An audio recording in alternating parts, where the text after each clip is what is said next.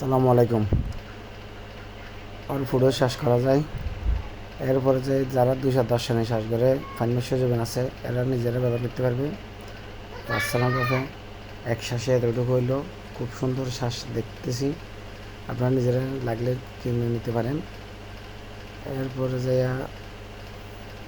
লেপ উঠালামা করা যাবে, গভীর কতটুকু যাওয়া যায় এটা সুবিধা আছে। একদম নাড়াবই, এটা নাড়াবই মানে শ্বাস করা যাবে। এটা ডেনে বা মুভ করা যাবে।